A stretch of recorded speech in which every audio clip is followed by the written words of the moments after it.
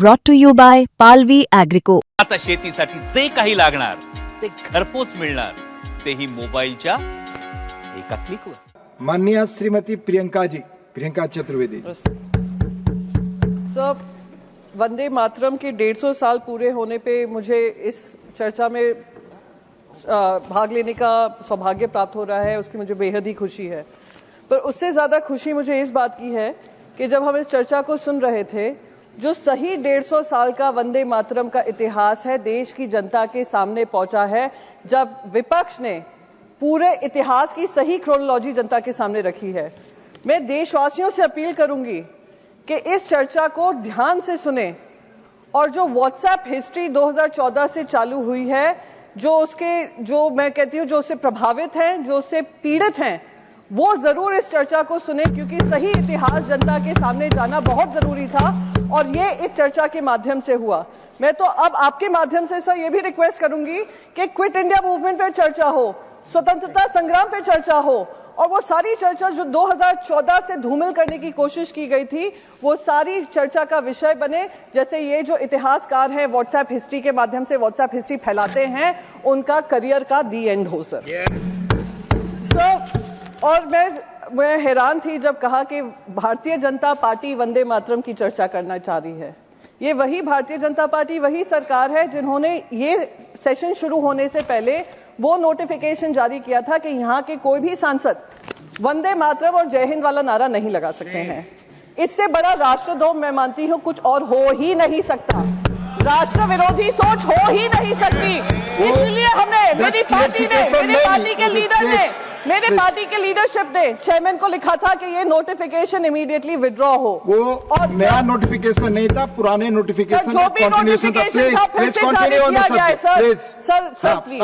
हाँ सर, वंदे मातरम, हम तो वंदे मातरम की चर्चा करने आए। मैं सवेरे से बहुत सारे भाषण सुन रही थी उस तरफ से जो वंदे मातरम की जगह वंदे भारत की चर्चा करने को तैयार थे। आप देख लीजिएगा, लोकसभा में भी यही हुआ है, राज्यसभा में भी। मैंने बहुत सारे लोगों को, उनका प्रेम उसी से स्पष्ट हो गया, कितना वंदे मातरम और कितना वंदे भारत में उनको अंतर पता है। सर, तीसरी बात, प्लीज बैठ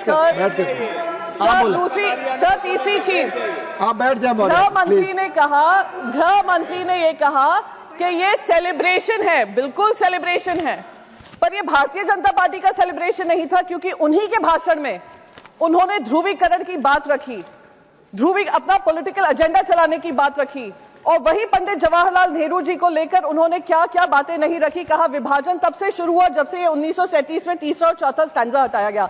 सर जब ये स्टैंजा हटाया गया था, जब हमारे देश के जवान बॉर्डर पे लड़ते हैं, हमारे तुकाराम ओम्बले जी आतंकवादी को पकड़ते पकड़ते वंदे मातरम कहकर अपनी जान देते हैं, बलिदान देते हैं। वो ये नहीं पूछते हैं तीसरा और चौथा स्टैंजा कहाँ है, वो इससे प्रेरित होते हैं कि वंदे मातरम के लिए वो सेवा कर रहे हैं, वंदे मातरम के लिए वो बलिदान कर रहे हैं। सर लास्ट मिनट सर, एक ही 30 सेकंड लूंगी सर, बस मैं यही कहूंगी आपके माध्यम से कि ये जो ध्रुवीकरण वाली राजनीति और पंडित जवाहरलाल नेहरू जी को लेकर उनका धूमिल करने की जो राजनीति हो रही है, उसको समाप्त होना चाहिए।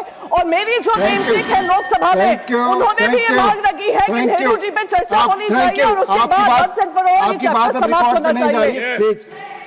ऑनरेबल मेंबर्स, माननीय प्रियंका जी ने एक चीज कही, उसके संदर्भ में मैं आपको स्पष्ट करना चाहता हूं। Honourable members, before each session of Rajya Sabha we reiterate the parliamentary customs and conventions which are mentioned in the publication handbook for members for information.